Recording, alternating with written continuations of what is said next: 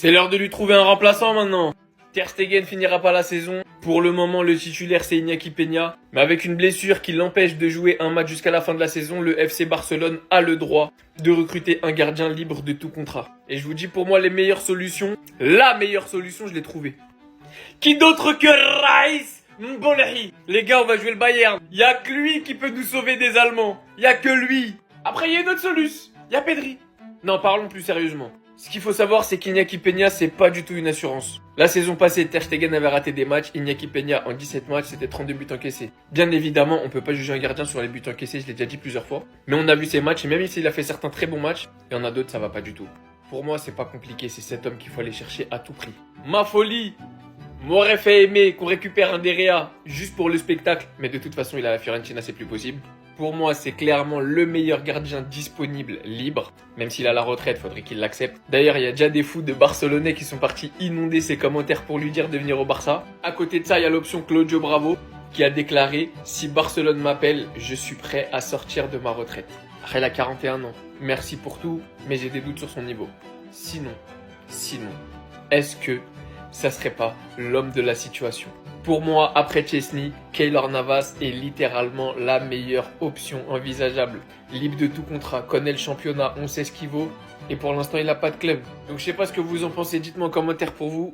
Qui serait la meilleure solution? Ne me dites pas El Dibu Martinez, parce que les gars, on parle de gardien libre de tout contrat. On verra en janvier si on a les capacités d'aller signer quelqu'un. Pour l'instant, il nous faut quelqu'un pour faire l'intérim en attendant. Donc dites-moi ce que vous en pensez et pensez à vous abonner, à partager, à republier. On n'oublie pas. La trahison. Mais pas toi. Mais c'est une blague là. Keylor Navas est ouvert à l'idée de signer au Barça. Libre de tout contrat, l'ex-gardien du Real Madrid et du PSG est prêt à venir pallier l'absence de Ter Stegen. Il est actuellement sous la direction de Jorge Mendes qui est son agent et qui pourrait énormément faciliter les choses. Son salaire non plus n'est pas un problème. Il veut juste l'opportunité de pouvoir rejouer. Il s'entraîne actuellement au Costa Rica. Mais quelle trahison. Donc tu pourrais nous trahir, Navas. Après toutes ces années, cet accomplissement historique au Real Madrid, tu pourrais passer chez le plus grand club rival et littéralement nous faire face. Venir renforcer le rang du FC Barcelone qui est déjà très fort et peut-être nous empêcher par la même occasion d'essayer d'obtenir le titre, la Coupe du Roi, la Super Coupe d'Espagne, après tout ce que tu as accompli chez nous. Et certains joueurs, mais vous n'avez vraiment pas de dignité à ce point-là. Que des supporters vous ont estimé, vous ont accordé de l'affection. Vous partez vous ranger dans les clubs ennemis. Je te pensais tellement pas comme ça.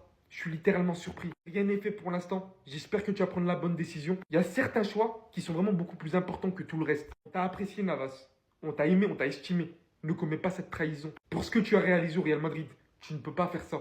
Ah, ce que j'attendais. Les choses vont pas tarder à bouger. Restez bien jusqu'à la fin de la vidéo où vous serez étonné de les voir arriver. Commençons par le dossier de Davies qui pourrait arriver beaucoup plus vite que prévu. Après nombreux refus de prolongation de sa part, il s'avère que le club bavarois a littéralement abandonné l'idée de renouveler le contrat de Davies, n'arrivant pas à s'aligner à ce que désire le joueur et probablement persuadé par le fait qu'un accord verbal existe déjà entre le joueur et le Real Madrid. Comme nous l'a confirmé Relevo ce matin. Étant en fin de contrat pour 2025, il s'avère que le Real Madrid, comme le confirme Fabrizio Romano, pourra bouger dès janvier. C'est ce que d'ailleurs le club compte faire s'il n'y a pas de changement de situation d'ici là. Mais bon, ça m'étonnerait. Et par la même occasion, ils pourront l'obtenir en tant qu'agent libre. Vous l'avez bien compris, sur cette allure, nous aurons littéralement Alphonso Davies gratuitement. Celui-ci a également déclaré récemment: mon avenir, que je reste ou que je parte, j'aurai toujours ce club dans mon cœur.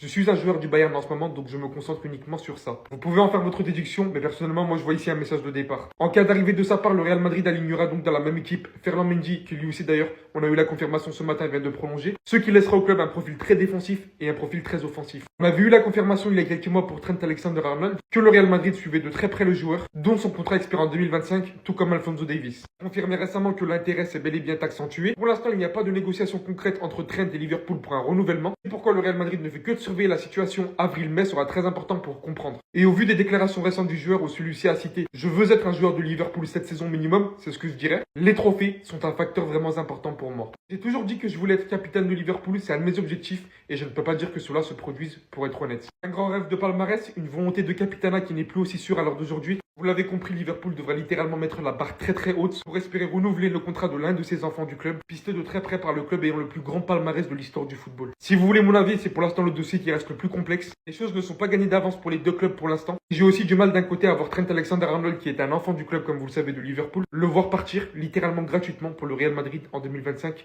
dès que son contrat aura expiré. Et ce, en ne laissant strictement rien à Liverpool. En clair et net, le dossier est probablement déjà acquis et pour Trent Alexander-Arnold, va falloir suivre de près si Liverpool Liverpool est à la hauteur des exigences du joueur. Dans une situation à s'offrir les deux latéraux en 2025, et ce gratuitement, en renouvelant par la même occasion le cycle de ces deux postes, le Real Madrid est sur le point de réaliser l'un de ses meilleurs coups de ces dernières saisons. Suivons de très près si Trent Alexander-Arnold va décider de rejoindre son meilleur ami qui est Jude Bellingham.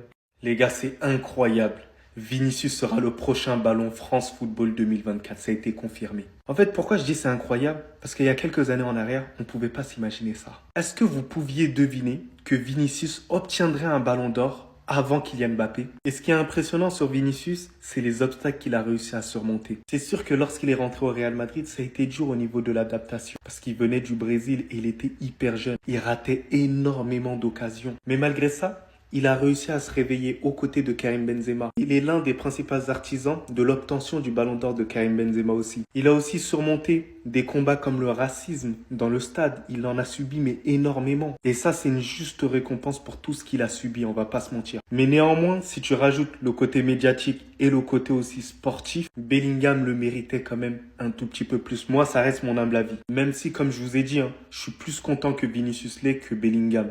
Mais là, je vous parle en toute objectivité. Bellingham, il a été beaucoup plus régulier. Début de saison, tonitruant. Après, la fin de saison, elle est énormément sous-cotée, mais elle est très bonne aussi. Avec son pays, il arrive quand même en finale de l'Euro. Mais bon, au final, ça a été Vinicius. Et dans tous les cas, c'est le Real Madrid qui gagne. Mais sinon, ouais, ça va. Bon, en tout cas, alhamdoulilah. J'ai mis du temps avant de faire cette vidéo. Mais l'information, elle est bel et bien réelle. Keylor Navas est sur le point de s'engager avec le FC Barcelone. Et d'après les informations, son salaire ne poserait pas problème. Mais quel bâtard! Mais quel traître! C'est incroyable, les gars, comme il a baissé dans mon ego. C'est fini! Navas, c'est fini! Le Real t'a donné une carrière. T'as remporté une multitude de Ligue des Champions. T'as tout fait. Aucune dignité, aucune loyauté. Il nous a trahis. Mais quelle indignité! Tout ça pour aller jouer la Ligue des Champions et pour la perdre en plus. Non, les gars, c'est un truc de fou. Et là, c'est les Barcelonais qui vont être contents. Parce qu'ils vont dire que bon, vas-y, ils vont nous faire une figo. Mais au final, est-ce que ce serait pas un tout petit peu réel? Et lui, il lui donne l'opportunité parce qu'il a pas de face. C'est un truc de ouf. J'espère que c'est faux, Navas. J'espère que c'est faux parce que j'espère que tu te fasses insulter au Santiago Bernabéu. Parce que c'est une honte, c'est un crash à la gueule. Tu te moques du Real Madrid.